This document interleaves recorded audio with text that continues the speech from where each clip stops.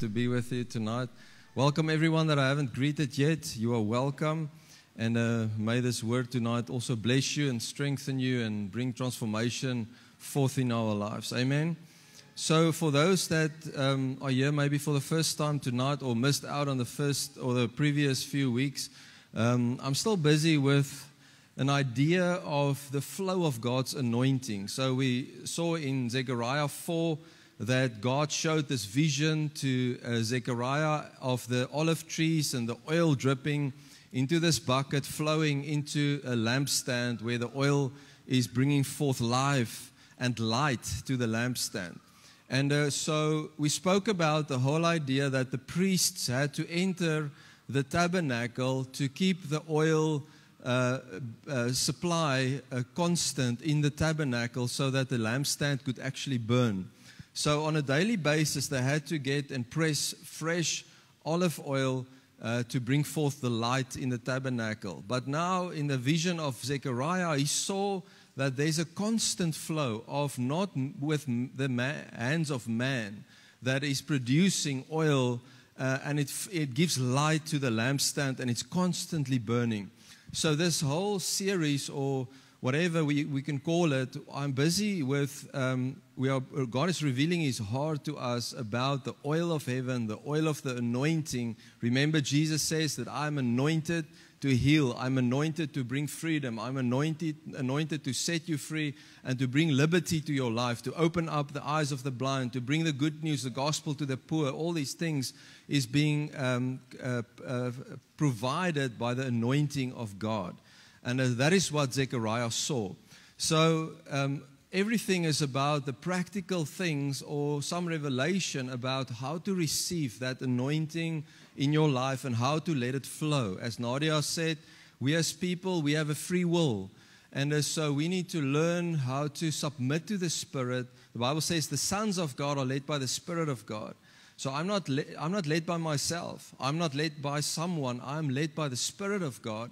So I need to be sensitive to that, and I need to learn how to be led by the Spirit and how the anointing will flow in my life. Because when the anointing is part of your life, you will experience the freedom of God. Remember, we spoke about the truth and how the truth sets us free. And tonight I want to talk about the glory that is behind the veil. The glory that is behind the veil. So, last week we saw how that in Exodus 33, how that Moses wanted to see the glory of God. And God said to Moses, you cannot see my face, but you can see my back. You remember? So God took him, put him in the cleft of a rock, on a rock, the foundation of Christ prophetically. And then God passed by him and he removed his hand. And then Moses saw the behind of God, the rear side of God. And the Hebrew word for that is to see the year after, to see what is coming. So it's incredible to see the revelation of how God said to Moses, it is not in your time to see my face. Even though the Bible says that God spoke to Moses face to face as with a man, the Bible says he couldn't see the face of God. So when God says you cannot see my face, it means about something of the fullness of God's glory, the fullness of something that was only available in the future. So now the Bible comes and it says that in the face of Jesus, 2 Corinthians 4 verse 6 says that God commanded light to shine out of darkness, who has shown in our hearts to give the light of the knowledge of the glory of God in the face of Jesus Christ. So here comes Jesus. You know, when he said to Lazarus, come out of the grave, and he called upon his name, and Lazarus came and was resurrected and came out of the grave, he saw the glory of God in the face of Jesus. He saw the very one that carries the imprint, the perfection of God's glory in physical manifested substance in the form of a man. Isn't it incredible? So people that lived in that time saw on the face of Jesus the glory of God. But Paul comes and he says, I have a revelation that we don't only look upon the physical, natural face of Jesus to see the glory of God, but we see the glory that's now on the inside, the hope of glory that is on the inside, Christ in us, the hope of glory. So Jesus says to his disciples, it's for your benefit that I'm leaving in the physical, in the natural, because the Spirit will come. and I will come to you. Those that love me, I will come and manifest myself to you. Not only to Peter, James, and John, but also to everyone in this room and everyone that's willing to say yes for the cross of Jesus, for the blood of Jesus in your life. That will be your portion. So we saw how that on the cross, how Jesus died. He said, John 19:30, he shouted and he said, Tetelestai, which is a perfect tense form of word that says that what has happened, what has been fulfilled and paid for on the cross will be fulfilled into all eternity. There's no change about it. No man's unbelief or disregard of what Jesus did can change it. But it will be available for all that will access it by faith. Amen. And then we saw how that the veil of the temple was torn in two from top to bottom. God showing the people in the natural that He is done with the old covenant. He's done with the old system. You remember Jesus all the time, they wanted to kill Him for He's healing someone on the Sabbath, or they are not washing their hands as the custom of the Jews was. So Jesus comes, and when He died on the cross, the Bible says the veil was torn, God showing Himself to mankind that I've opened up the most holy place so that you can have access. And I want to talk a little bit more about that tonight. Jesus said in John 10 verse 9 that I'm the door. So last week we spoke about the open door. The open door, that there's a door that was opened for oneness. Oneness of what? Ephesians 2 says that God has stripped down the middle wall of enmity that was between Him and man, and also between nations. So He says He made one new man of the Greek and of the Jew. Remember we spoke about the woman of Samaria and how that this woman found grace in the sight of Jesus, and she went and became an evangelist, telling the whole city about the Messiah that she's met just a few moments ago, and how that Jesus touched and changed her life forever. So He became the door. He gave access to the heavenly things and the promises of God. So the door was closed. When Moses was behind the hand of God, the door was closed. And God said to Moses, I will give you a glimpse of what will come. But you see, when Jesus died, the door was flung open. The door was being opened. And the access was being granted for everyone that's washed with the blood. And He never said, you need to sort out yourself, then you can come through the door. He says, come as you are. Come to me, and you will be transformed in my glory. You will be changed in my presence. Isn't that incredible? Thank you, Jesus. So I want to show you something. Let's read 2 Corinthians 5 verse 16. 2 Corinthians 5, 16. I'm going to run a little bit tonight, so if you can take notes, it will be wise, and go and check it out and study it for yourself later on. 2 Corinthians 5 verse 16 says, therefore, from now on, sê gou saam met my, now on. So Paul is talking to the Corinthian church, and he says to them, doesn't matter who you are, from now on, we regard no one according to the flesh. Isn't it incredible? No one. Hy sê van nou af gaan ons niemand meer ag volgens hulle vlees nie. Waar hulle gebore is, hoeveel geld hulle het, wie hulle ken of nie ken nie, hoe hulle lyk. We will not regard them according to the flesh. Even though, listen to this, we have known Christ according to the flesh, yet now we know Him thus no longer. Do you know that Jesus walked with the disciples in the bodily form as a man? He could bleed. He died on the cross. He gave His life. But you know when He was resurrected that He appeared to them? The same Jesus. On the Mount of Transfiguration, He was transfigured in the midst of Peter and John, and they saw the glory of God in His face. A man, the flesh, being transformed into something different, with a different kind of stature. So Paul says, even though we know Christ, we knew Jesus according to the physical, we could touch Him and He laid hands on us. Now we don't know Him according to that anymore. It means that Paul is saying that there was something that happened of greater glory of what Jesus did, so that there can be access to something else. You remember in John 13, Jesus says to the disciples, I'm going to prepare a place. You cannot come with me now, but afterwards you can come and be where I am, you will be. So Jesus made a way open. He is the way, the truth, the life, and He is the door for the sheep to go in and go out. So Paul says we don't know Him according to the flesh any longer. Verse 17 says, therefore, if anyone is in Christ, he is a new creation. Old things have passed away, and behold, all things have become new. This is a scripture that, man, I've been dwelling on this for years. When I got born again, I was dwelling on this scripture for years. I had a desire in my heart to say, Lord, if I do not know what this means, I'm going to die. I have to know, what new things are you talking about? What became new in my life? And let me tell you, there's the freedom connected to that scripture about the reality of how God sees you in Christ versus the man or woman of sin you were before Christ. Is that okay? Verse 18, listen to this. It says, now all things are of God, who has reconciled us to Himself through Jesus Christ, and has given us the ministry of reconciliation. I want you to see that it is God who reconciled us to Him.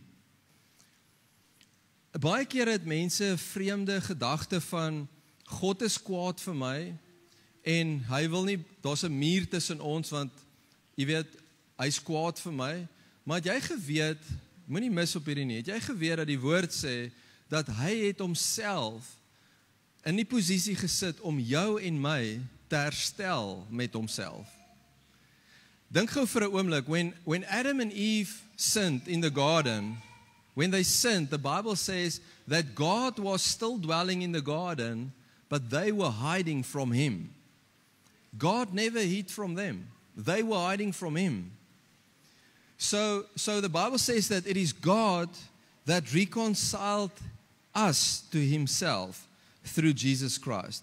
Verse 19 says, that is that God was in Christ reconciling the world to Himself, not imputing their trespasses. I want to write this down. Listen to this. There's a lot of movement right now. I don't want you to miss out on the message. Okay? So look at this. The Bible says that God Himself in Christ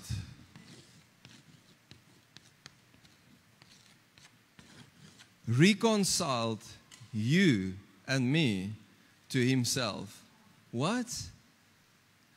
God Himself, God die Vader, skepper van hemel en aarde, het homself in die vlees geplaas, in sy seun, om my en jou te herstel. God Himself, creator of heaven and earth, placed Himself in the form of man, in the likeness of His Son, to reconcile you to Him. Is it nie awesome nie? God Himself reconciling the world to Himself, not imputing their trespasses to them, and has committed to us the word of reconciliation.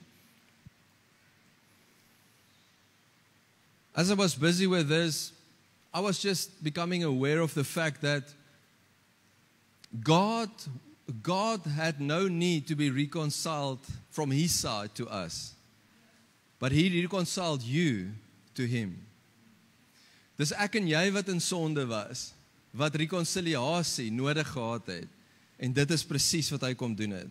He reconciled us to Himself. The enmity and hostility was not on His side, but on our side.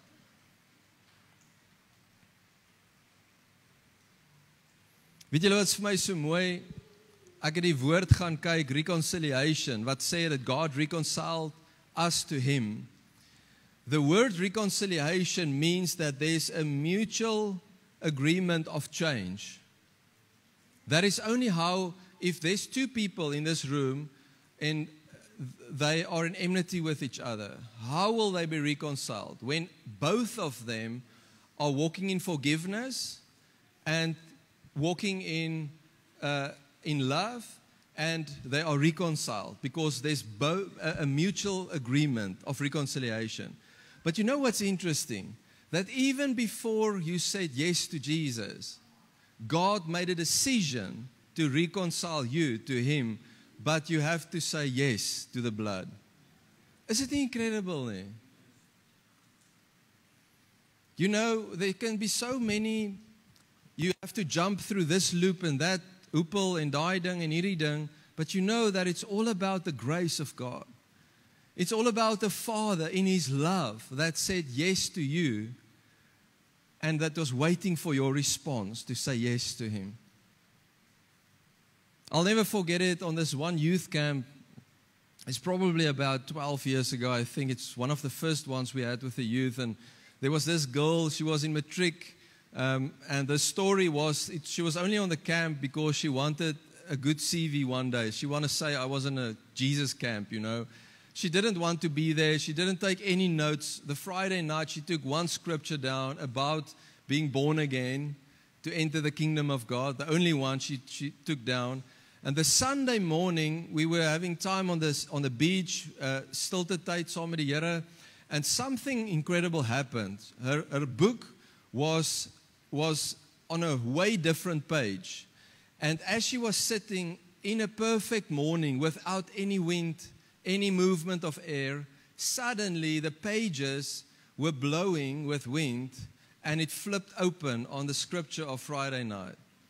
So me and Nadia was already done on the beach and we went back to the facility and this girl came running to us with tears, snot en trane, and she said, I want to stop everything right now in my life. I want to serve Jesus. I want to give my life to Him. I don't want to be the main party animal. I want to be the main Jesus girl from now on. And she got a revelation that God loves her, that God is calling her heart, that He died for her, and that she can just respond by saying yes and receiving what He did for her. Isn't it incredible? Eh? You see, but there needs to be a hunger. Last week I said that God is busy with something, and you all know it. But I want you to never lose your wonder, never lose the hunger. Peter was on the waves having an awe for Jesus, walking on the waves. But when he lost his awe and he saw the waves, he started to sink. And I want you to remember that the same faith and the same grace and love that called you in the first place is the same grace and love with what you will finish your journey on this earth. It's the same. Never forget that. It's the love of God that forgives us. It's the love of God that gives us the fire of the Holy Spirit, the presence of God, and the gifts, the fruit, everything that's connected to that. Because He reconciled us to Himself. The Bible says in Ephesians 2 verse 14, it says, for He Himself is our peace. I don't know about you, but tonight I'm just feeling the peace of God. The presence, the peace, the rest of God is in this room tonight. And there's a stillness in this room, except for the movements that we had. But there's a stillness. Even though there's movement, there's peace in the room. There's peace. There's presence of His peace. You know why? Because it's He Himself that decided to give us His peace by reconciling us to Himself. The Bible says, who made both one and has broken down the middle wall of separation. Isn't it incredible? In verse 15, having abolished in His flesh the enmity, that is, the law of commandments contained in ordinances, so as to create in Himself one new man from the two, thus making peace. And that He might reconcile them both to God in one body through the cross, thereby putting to death the enmity. Hallelujah. I want you to remember that Moses said to God, I want to know your ways. I want to see your face. I want to know your glory. Listen. If we say that we have an encounter with the love of God, then I assume that we will carry the presence of God and the fruit of the encounter in our lives. Moses had a desire in his heart. He was a man with issues, faults, challenges just like we, but he had a desire. He said, Lord, I have to see your glory. I have to see your face. I have to know your ways. I have to know your ways. So what is this about? This was about the ways of God. It was about God showing His glory to man in Christ so that man can know His ways. Hallelujah. Know His ways. Listen, if my children in my home, my physical, biological children, if they are called my sons, then I want them to have the conduct of the Father. I want them, listen, because they represent the family name. They represent me. So God said to Moses, you cannot see all of it now, but there will be a time. And I want you to know that Jesus is the manifestation of the glory of God. The ways of God we find in Jesus. If you go and study the life of Jesus, you will also find the ways of God and the heart of God. While people rejected the people of the street or sinners, Jesus went to dine with them, to have dinner with them. Not to be conformed in their ways, but they were transformed by His presence. Zacchaeus said to Jesus, I want to give all the money that I stole. I want to give it back in multiplication. I want to make it right because of the presence, because of the peace of God that came upon his life. That is what the presence of God does. Listen, there's no 10-point steps to live a holy life. It is the presence of God. It is the same love and the grace that called you that will bring to fulfillment this plan in your life. That will bring forth the fruit of holiness and righteousness in your life. Amen. Hallelujah. Thank you, Jesus. The Lord said to me, or what I was just saying so strongly in my heart, is that whatever was hidden in the most holy place, listen to these words. God said, whatever was hidden in the most holy place became available on the outside of the most holy place. So you must remember that when Moses cried out to God, at the end of the day, God said, I want to dwell with you. It was the desire of God to dwell with His people. And the principle or the pattern, the design God gave was the tabernacle. And we know that the tabernacle was in the image of something like this. This is not in scale, okay? But it was something like this. And the Bible says there was a most holy place and then also a holy place. And then right here, we see the veil that God designed. Listen, man did not design the veil. Man only built the tabernacle but did not design this. God designed this. And the Bible says in the holy place we see different things that was right there, the table of showbread and the candlestick, and we also see the table of incense. There's a lot of things that was part of the, I almost want to say the rituals of what the priests, the Levites, had to do in the tabernacle. But then God said, Moses, in this place, right here, I will speak to you. And God said to him, on top of the mercy seat, where the cherubim's glory is, I will speak to you. I will reveal the things that I want to say to Israel to you. So in this very place, right here, once a year, the high priest could enter, but it was divided, separated by a veil. Now, as we know it, that the tabernacle was then in the days of David. He had a desire to build, a temple for God. And God said to him, you're a man of blood on your hands, a man of war. You cannot do it. Your son will build the house. Actually prophesying to Jesus that will build the true house of God. But then we saw that David gave all the provisions for his son to build the temple. And then Solomon built the temple. And they dedicated it to God. The glory of God filled the temple. And the Bible says that this temple later on was destroyed by the Babylonians. And then, long story short, Zerubbabel rebuilt the temple. And then in the days of Jesus, we see a temple that was always also modified by Herod and those guys of Rome. But the temple was still standing. So the temple in Jerusalem, you remember the woman that in John 4, Jesus said to her, there come a day when you will not worship on this mountain, and they will not worship where? In the temple in Jerusalem, but will do what? Will worship God in spirit and in truth. And then when Jesus died, what happened? The temple veil, the veil that separated this area that was accessible, there was a separation, a dividing banner or a veil. What happened when Jesus died? The veil torn. And suddenly what is in here and what it resembles was being made manifest. The shocking thing is that in the day of Jesus, not everything was in this most holy place as it should have been, even in the desert in the days of Moses. Because the Babylonians removed a lot of the furnishings of the tabernacle, and so many of the original stuff was just gone. But the principle is that the most holy place, the place that represents the presence, the place that represents the presence, the glory of God, was being made open. Is dit okay? Is julle saam met my?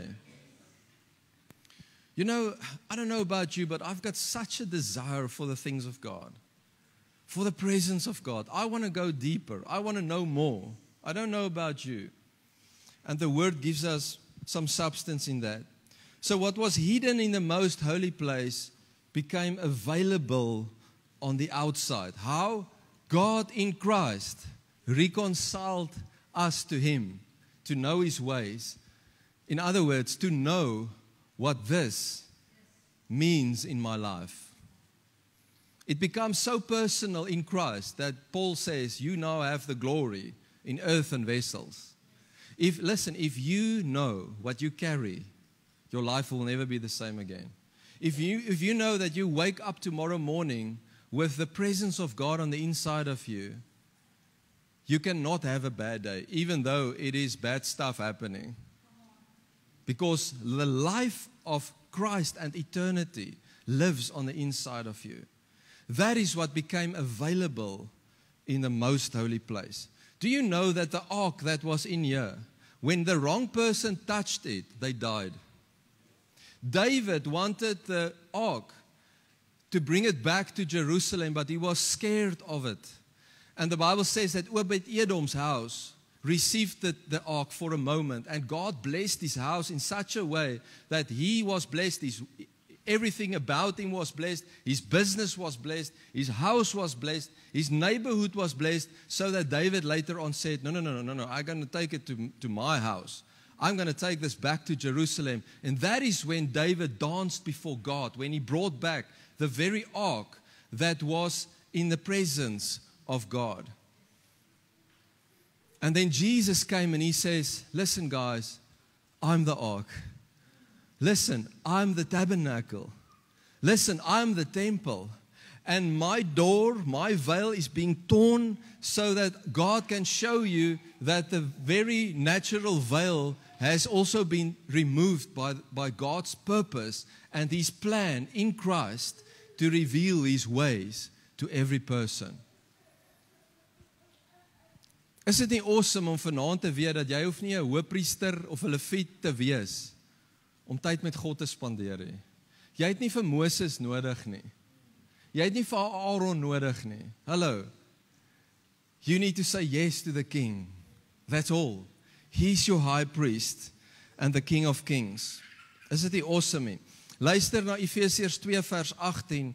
Hy sê, for through him we both have access. Sê gou saam met my, access.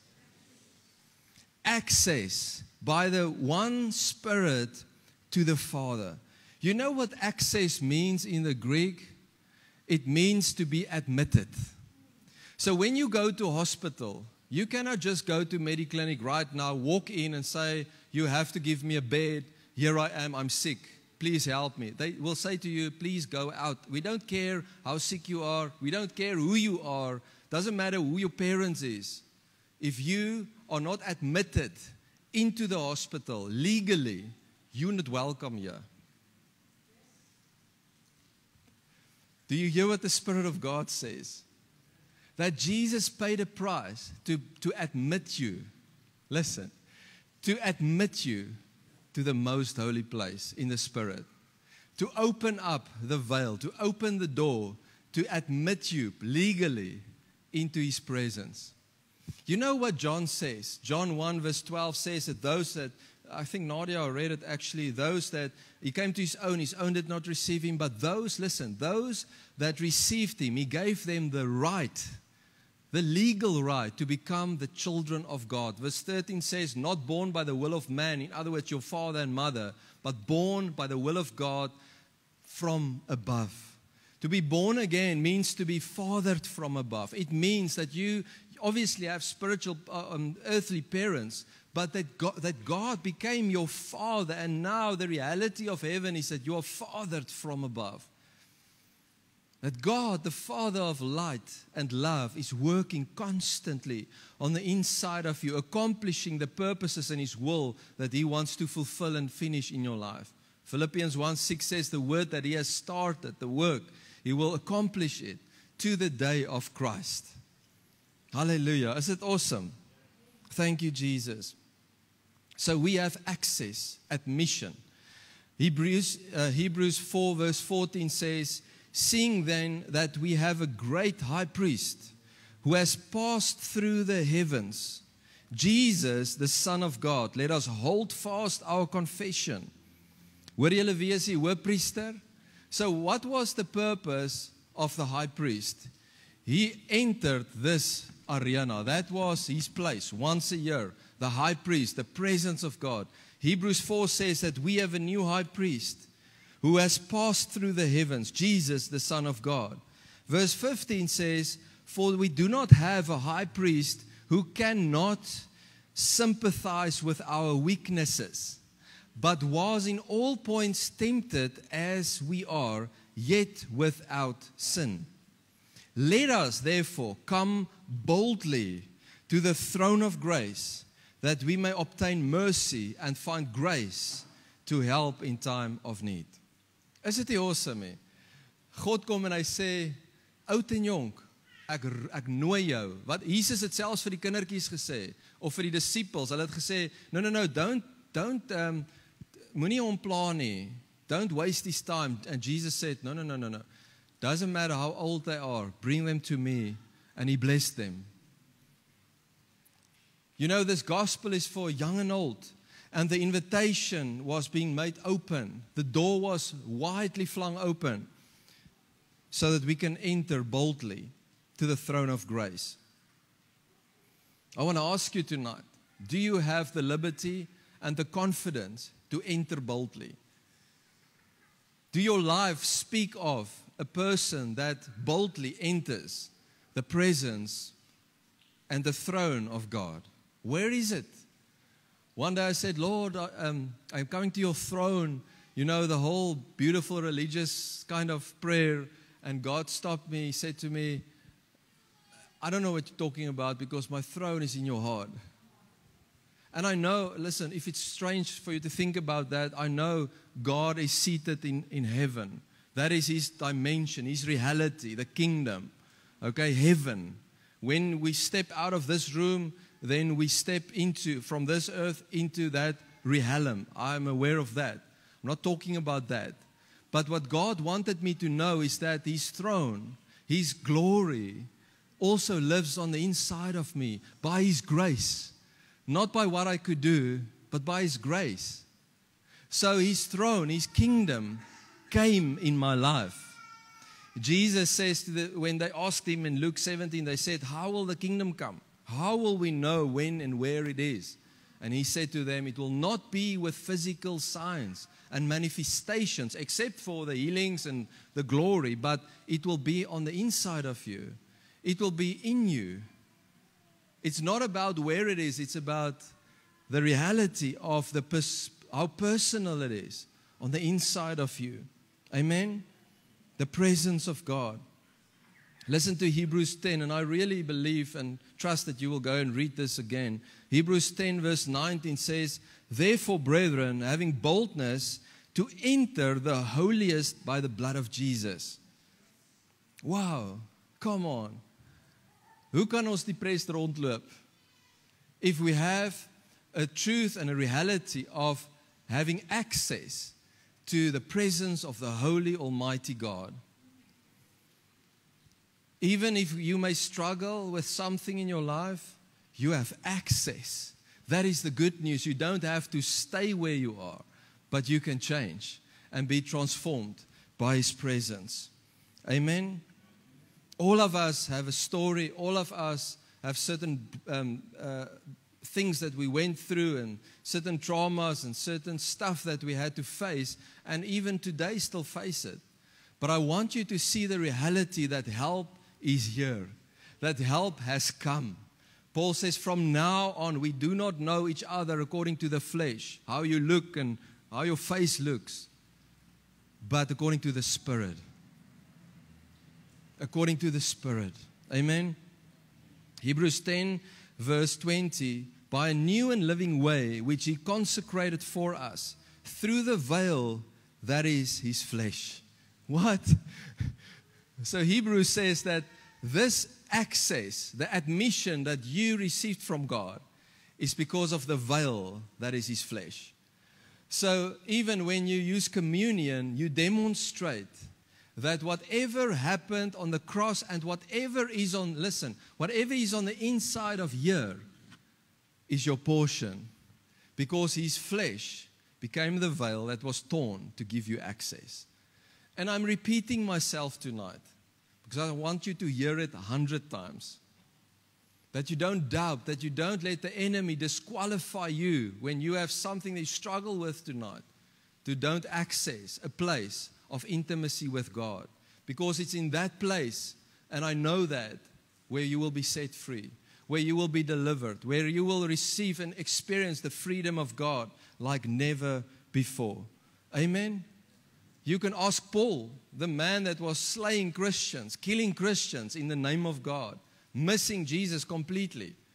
The encounter of God with him, the encounter of Jesus, the Christ, changed and transformed his life. And he's the man that said, God, your grace is sufficient for me. Your grace, your love, the invitation that God gave me that was in Christ. You see, he was a Jew and a Pharisee, and he said, no, it is God. I'm only worshiping Him.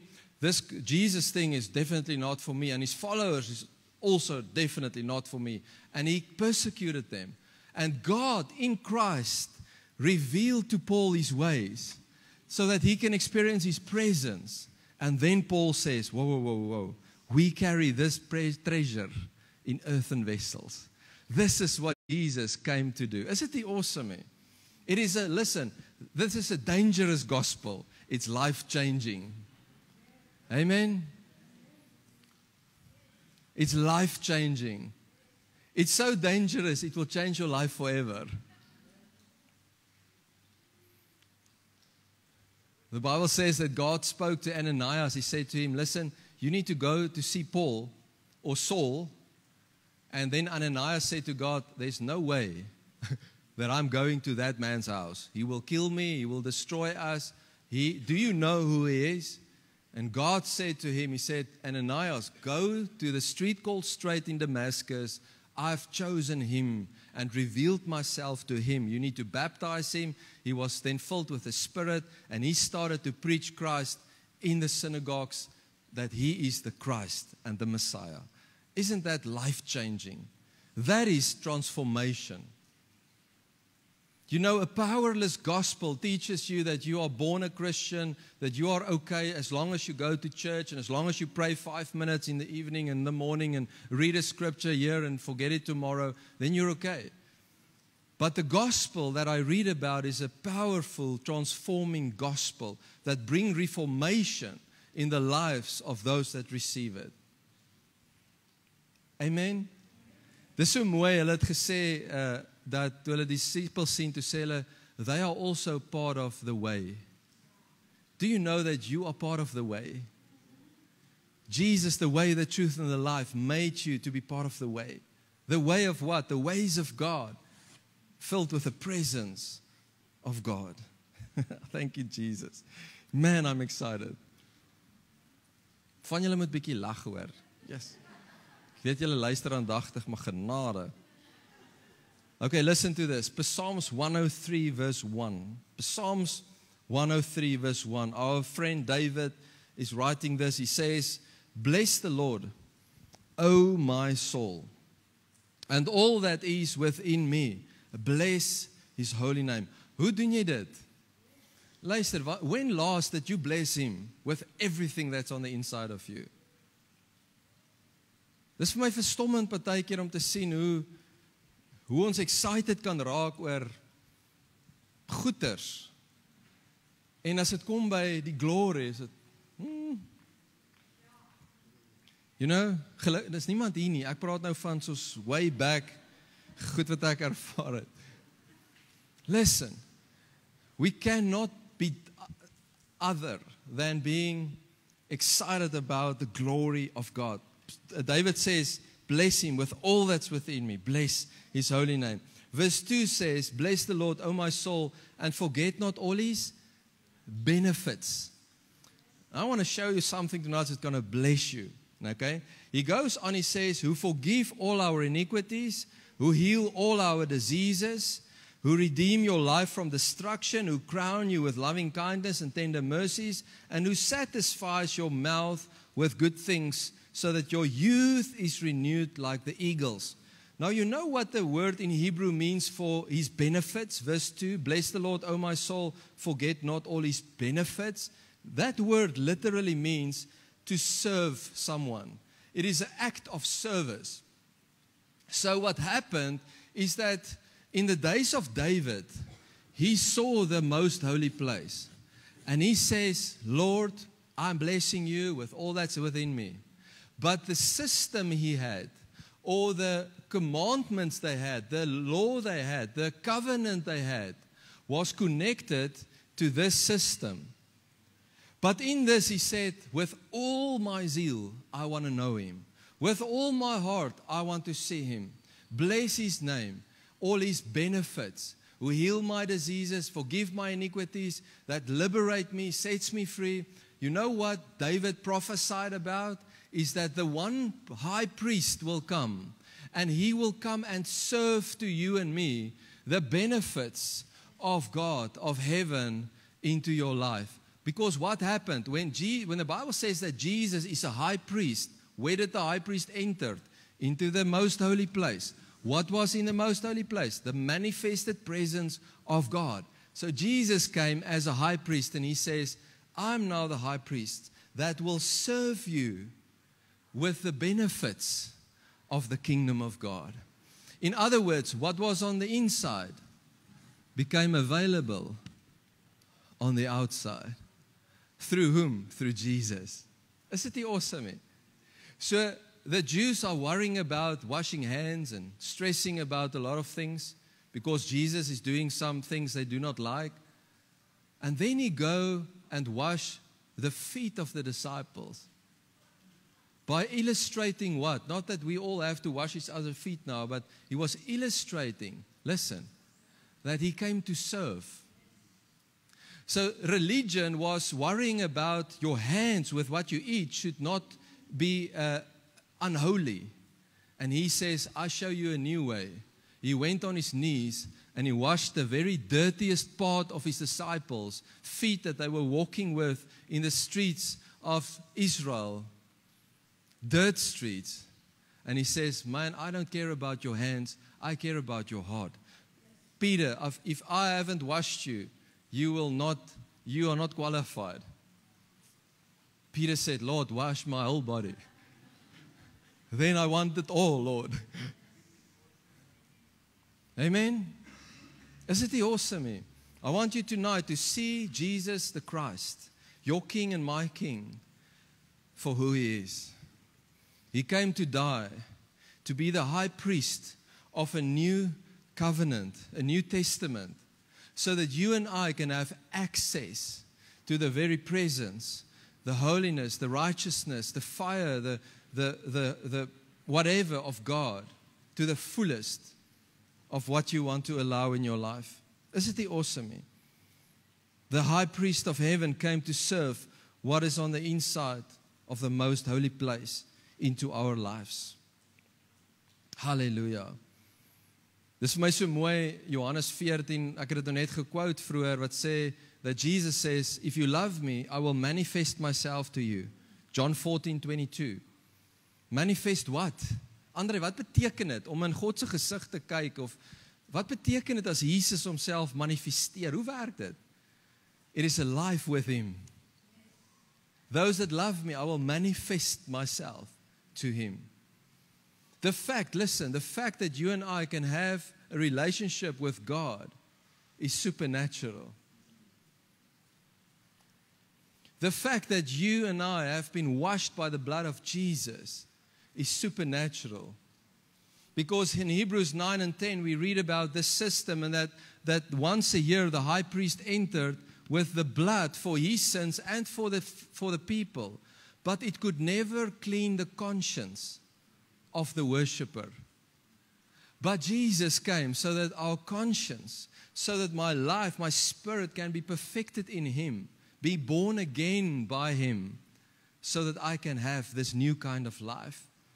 Hallelujah, that's incredible. And that is how he manifests himself to us. What does it mean to live in his glory? Jesus says in Matthew 11:28, he says, come to me, all who labor and are heavy laden, and I will give you what? Rest. It's the glory of God. It says, take my yoke upon you and learn from me. You know what's interesting? We talk about the oil, the anointing. The Bible says that it is the anointing that destroys the yoke. So if the old yoke of sin and death was stripped from your life, it means that there's a new yoke upon you. But this yoke has a place for you and a place for Jesus. Because he said, come to me and I will give you my yoke, not a different one. Did you know that you are yoked with the King? Come on, people. My yoke is upon you. And then he says, learn from me. I said, Lord, how do we live in your glory? How do we live constantly looking into your face? He said to me, Andre, when you are yoked with me, you walk with me and I will teach you what you need to learn. Isn't it awesome? Listen, this means that you don't need to know everything to walk with Jesus. You just say yes. He said to Peter, follow me. Peter fell to his knees. He says, Lord, I'm a sinful man. You don't know me. You clearly don't know me. I'm a fisherman. I'm a rough diamond. Jesus said to him, Peter, do not fear, because I will make of you a fisher of men. Who will do it, Peter or Jesus? Jesus. Amen? Who will fulfill the work he started in you? Jesus. Who reconciled you? God in Christ, and opened up the access to the glory of God. This is incredible. Jesus says in verse 30, my yoke is easy, my burden is light. Thank you, Jesus. Hallelujah.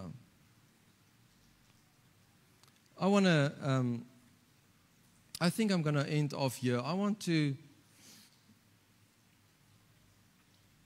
share with you Psalms 23, verse 1. Who of you know Psalms 23? It's a known psalm, okay? But I want you to listen to this quickly tonight. David's writing, he says, the Lord is my shepherd, I shall not want. He makes me to lie down in green pastures, and he leads me beside the still waters. You see, the whole focus is on what he is doing to me. Okay? And I am participating. Amen? I'm receiving what he's doing. Now listen to this. Verse 3 says, he restored my soul, and he leads me in the paths of righteousness for his name's sake. And I'm like, what are you saying, David? that it is for the sake of God that He has done what He did for you and for me.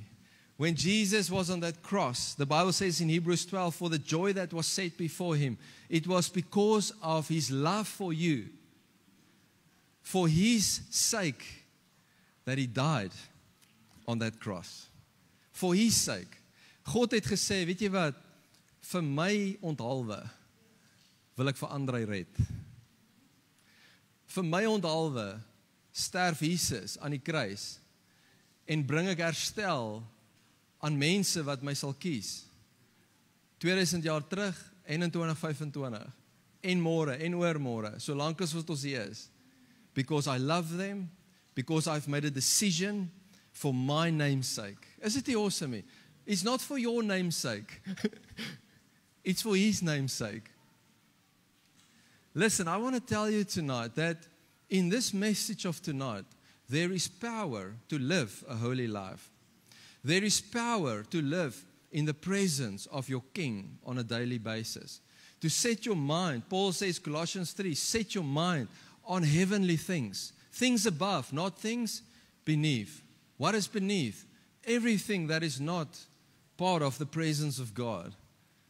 Hoe kan jy dit sê, Andrei, want ons werk en eet en slaap hier in hierdie dimensie, but you know what the Bible says? Everything that you do that's not in faith is sin. So what? So if I don't eat in faith, it's sin. If I don't drive home in faith, it's sin. What does it mean? It talks about a position in your heart of being one with Him. Receiving by your own will and freedom the life that Christ died for on the cross. Hallelujah. So, in Hebrews 9, the Bible says that the Holy Spirit, verse 8, Hebrews 9, verse 8, the Holy Ghost signifying that the way into the holiest of all was not yet made manifest, while as the first tabernacle was yet standing, which was a figure for the time present, in which were offered good gifts, sacrifices that could not make Him that did the service perfect, as pertaining to the conscience. So, the Holy Spirit, there's not many scriptures. In fact, this is basically the only one that I know of, that says the Holy Spirit is saying this. And He says that while this tabernacle, the first one, the system of priests going to minister daily, while that is a recognized institution and still standing in your mind and in your life, then the way into the holiest of all has not yet made open to you. The Holy Spirit, listen, is saying this, that if the reality of the veil that has torn is not my revelation in my life, it will not be open to me. So Paul comes, he says in 2 Corinthians 3 verse 18, he says that as we behold Him in a mirror, now suddenly the veil became a mirror, because what the most holy place represented is now available on the outside, and it became a mirror where I look into the mirror, but the Bible says I look into His face. So now the reflection is not my face, it's His face. So when I look at Him, I see love. I see His grace. And what happened to me is, I want that. Lord, here is my struggles. Here is my sin. Here is my issues. Here is my circumstances. I want that. Amen? It's like that young girl that ran to us and says, I want this life. I want Jesus. I don't want what I carry right now. I want that. That is what I want in my life. And tonight I want to end this evening, and you know, the glory behind the veil. I want to put a song on. I want to read the words to you, and just for our friends that's overseas and not in Oudtshoorn that's watching this now, I want you to go and search for this song. It's a transfiguration of 11th hour worship. And it talks about the following. It says, oh, I can see the cloud, the majesty of God. your presence all around, the fullness of your power. I'm trembling on the ground in fear of who you are. Shekinah coming down, that speaks about the glory of God.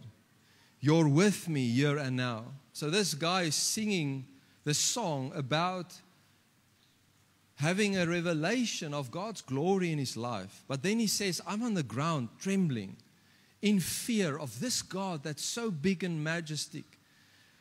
But he desires to fill my environment with his glory. And then he says, I can see the one of heaven, the mystery of grace. Oh, the wonder and the beauty of his ways. There is nothing left but Jesus. Isn't it awesome? You know what happened in the tabernacle when the veil was torn? God said this to them. He says, my children, Jews, Gentiles, my son has died and the veil has torn so that only what is left is Jesus. Listen, he says, I'm caught up in this gaze, in his gaze, but who am I to look upon his face? So what I've been teaching tonight and sharing with you, the presence, the ways of God, God reconciling us to himself in Christ, is the face of Jesus revealed to you and to me. His grace on forgiveness of sins and the benefits, him ministering, serving to us the things of his kingdom, is the very principle of looking into his face. Amen. Hallelujah. So what happens? It brings forth transformation. Paul said, as I behold in the mirror, I'm transformed from glory to glory. Isn't it awesome? To look upon his face. Then he says, though I am unworthy. So he feels unworthy for this. He says, I'm not worthy. There's too many mistakes in my life. But you've shown me your glory, for you have lavished your goodness upon me. David says, it's for your name's sake that you are leading me as a shepherd. Awesome. I say, you have lavished your goodness upon me, though I'm undeserving. So what happened? You became a righteous, rightful heir of his kingdom. Amen. He chose it for you and for me. Then he ends off, he says, you have lavished your goodness upon me. I want you just for a few minutes to listen to the words of this song. There's no lyrics, so please close your eyes and I want you to listen to these words. And I want you tonight to come before God, to come boldly tonight to the throne room, to come boldly tonight to the place of revelation of his love and his goodness over your life and his presence and his desire to be in fellowship with you and with me. Amen.